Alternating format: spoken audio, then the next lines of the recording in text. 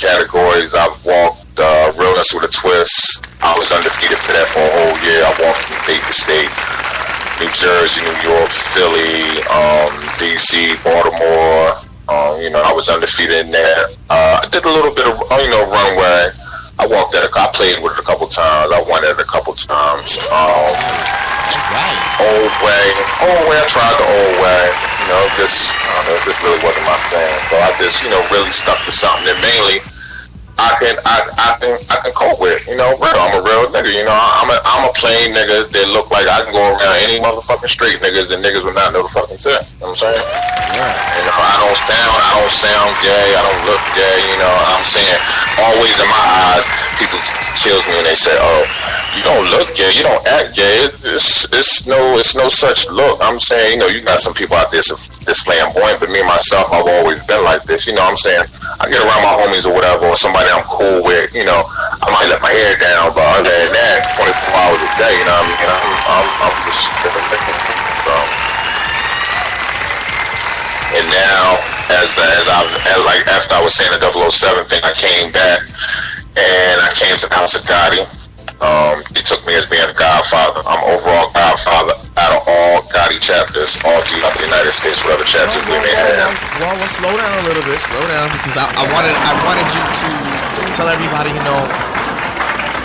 how the creation of the House of Gotti came into play. I wanted you to tell us a little bit on how the creation of the House of Gotti came into play. The House of Gotti came into play before it was the House of Gotti. The overall father, Rodney Gotti, he first had the House of Optimists. That was a house that was about 10 years ago. He came up with the idea of coming out with the House of Optimists. A lot of those members now deceased. Devin Optimist, Best Optimist from Baltimore, Little Kim, Ebony. A lot of those kids have now passed on. So, Rodney, he just kept venturing with it. He came up to a lot of difficulties and a lot of uphill battles, but he kept Optimus open. Then he stepped away from they stepped away from the ballroom, and he brought it back. When he came back with Gotti. He opened Gotti up. For all those who don't know, he opened up the House of Gotti with, I would say this person is an icon, but she hasn't been seen in the ballroom scene for a while. Keisha Ebony Gotti. Keisha Ebony Gotti. Keisha. She's the original mother of the House of Gotti. Her and Ronnie, they opened it up, and they did their thing. They was venturing and doing their thing, and you know how the house, how the ballroom scene goes. Kids going, come. And as of today, the House of Gotti was still strong, standing. Once again, shout out to my father, Rodney Gotti. Last year, he won Father of the Year. Nice. Congratulations. Yes. So, I've been with Gotti now maybe about a year, 2 years, going on 3 years. But last year I had a little falling out, and it was I was staying out of house and things, and I kind of took the easy road out, and me and this person. You're breaking out again, bro. I'm here. You hear me? Yeah, I got you. Yeah. I had a little falling out for a minute with the Gottis, and I left, and shout out to LegendaryGodfather Andre. Me and him was doing, some talking back and forth on Facebook, and came up with a deal for me to be filling us as Father Foray. That happened for about 6 months. Things didn't pan out too good. Somebody eat the green like the dude. They want to also make call-ins and make shots too, and I wasn't feeling that, so I fell off. I came back to guys, but I'm going to stay there. Word. Now, let me ask you a question. Have you walked in any other states besides Pennsylvania and New York City?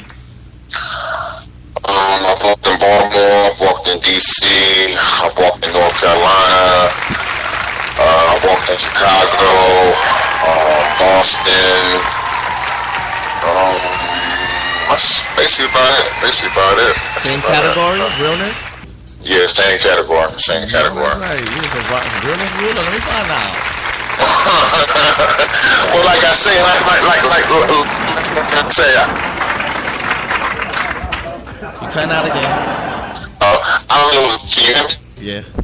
Yeah, I don't know if this is cool to say, but I know you'll probably edit it. But back in the day, realness was actually like niggas. They look like they deserve to be out there. The way the ballroom scene is now compared to 20 years ago is totally different. I had this conversation with you earlier in the week. It's the deeming process they have came up with now is tremendously crazy. You get kids that come into the ballroom scene, and within 3 to 5 years, they're like legendary. I don't think that's right.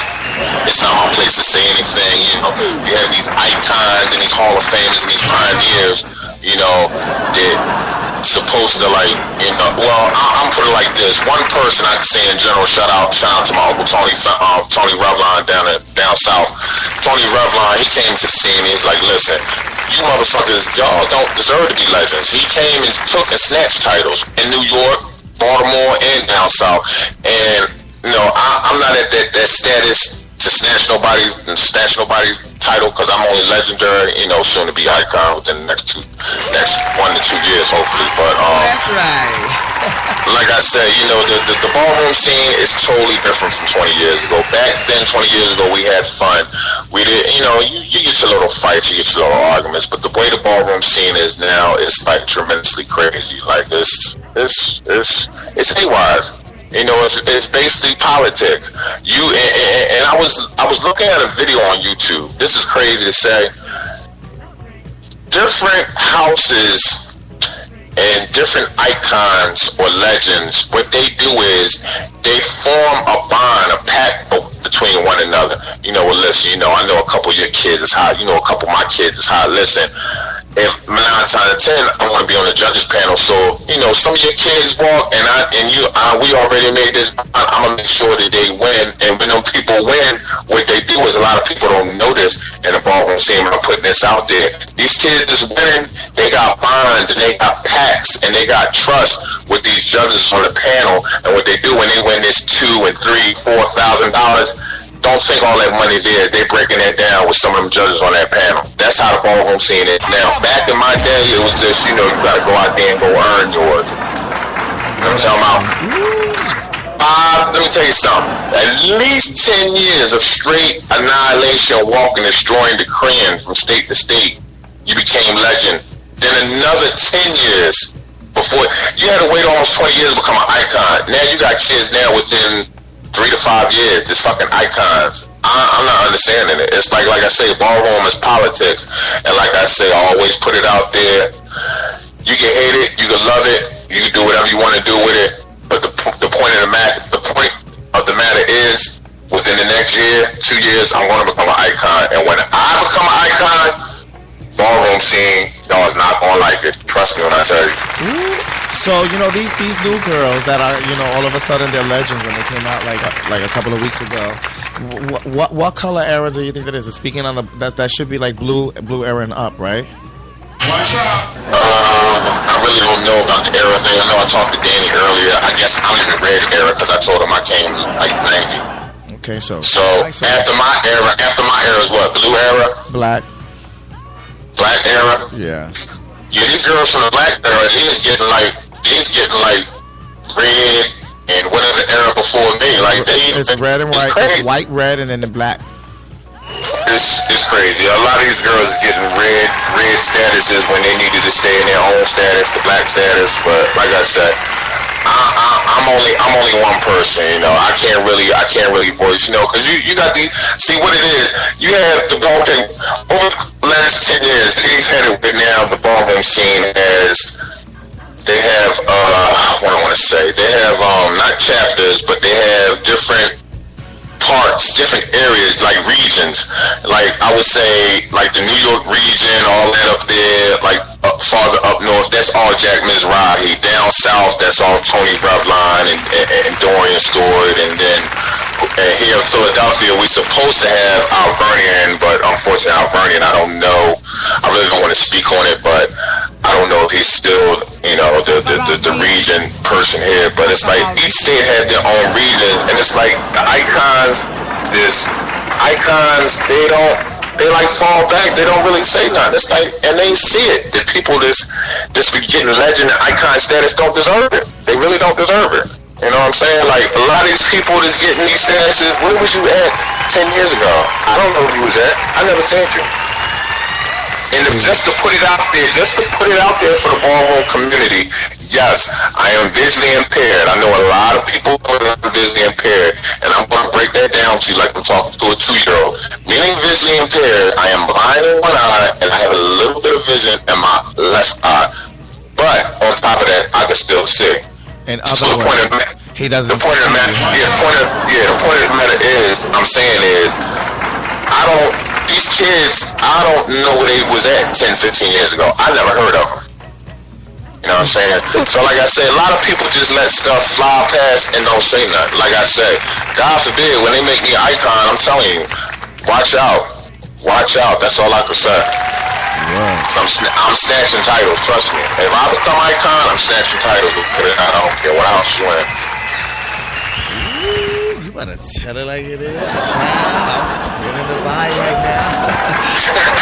Feeling the vibe. All right. Where do you see the future of the legendary House of Gotti, by the way? I'm not actually before I even answer that, I'm gonna say this. Right now, I know I'm legendary and my father's legendary. Soon to be my godson, he should be legendary. He should be getting deemed legendary very, very soon.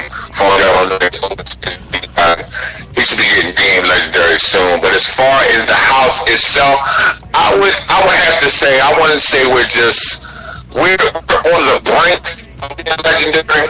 Because actually in May of this year, my father was going to shoot for our 10th anniversary. But, ballroom scene is so crazy. People was having balls like every weekend. And just to put it out there, like, so I really don't know. But do be on the radar for the 10th anniversary Gotti Ball. Also be on the lookout for legendary Godfather Andre Gotti presents Living My Life Like This Golden Ball coming soon. Alright. Yeah. So is that one of your up and coming projects? Yeah, I'm trying to push for maybe September or October. Because like I say, all throughout the summer, it's going on every single weekend in all different states. Like, it's crazy. It's like mad crazy. Summertime, trying to get a ball, it's like mad crazy. It's like, you can get it in there, you can get it in there. If not, it's like mad crazy. Trying to throw a ball in the summertime, it's not going to happen. It's just not going to happen. Unless you got the coins like that to overcome and take somebody else's day, it's not going to happen. So I'm trying to shoot for maybe, I don't know, the end of September, October, somewhere around there. It's definitely coming. All right, give me a little bit about the politics about throwing a ball in the ballroom industry. Pretty much, the game, is there? Let me tell you something. Afraid of boycotts, the scandals, because there's a lot of girls coming to the balls and they like shutting down balls with a stunt, with a stink ball or some tasers or some shots, and there's a lot of legendary stunts that the girls are pulling to chop somebody else's ball. So they can win of the year. So how are you going to dodge these dilemmas?